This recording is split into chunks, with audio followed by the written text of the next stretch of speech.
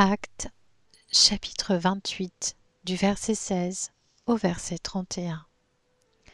À notre arrivée à Rome, l'officier a remis les prisonniers au chef de la garde, mais on a permis à Paul d'habiter dans un logement particulier avec le soldat qui le gardait. Au bout de 3 jours, Paul a convoqué les chefs des Juifs. Quand ils ont été réunis, il leur a adressé ces paroles. « Mes frères, bien que n'ayant rien fait contre notre peuple, ni contre les coutumes de nos ancêtres, j'ai été mis en prison à Jérusalem et livré entre les mains des Romains. Après m'avoir interrogé, ils voulaient me relâcher, parce qu'il n'y avait chez moi rien qui mérite la mort. Mais les Juifs s'y sont opposés, et j'ai été forcé d'en appeler à l'empereur, sans aucune intention d'accuser ma nation. Voilà pourquoi j'ai demandé à vous voir et à vous parler.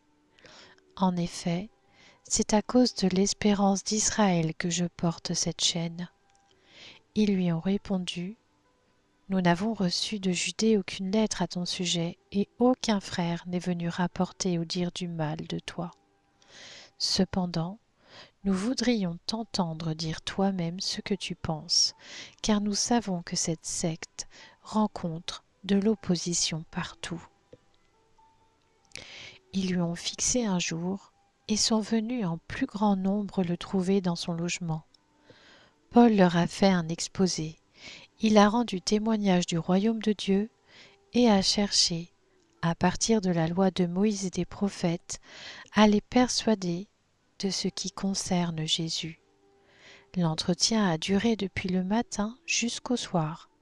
Les uns ont été convaincus par ce qu'ils disaient, les autres n'ont pas cru. Comme il se retirait en désaccord, Paul n'a ajouté que ces mots. « C'est avec raison que le Saint-Esprit a dit à nos ancêtres par l'intermédiaire du prophète Ésaïe, « Va vers ce peuple et dis, vous aurez beau entendre, vous ne comprendrez pas. Vous aurez beau regarder, vous ne verrez pas. En effet, le cœur de ce peuple est devenu insensible. Ils se sont bouchés les oreilles et ils ont fermé les yeux de peur que leurs yeux ne voient, que leurs oreilles n'entendent, que leur cœur ne comprenne, de peur qu'ils ne se convertissent et que je ne les guérisse.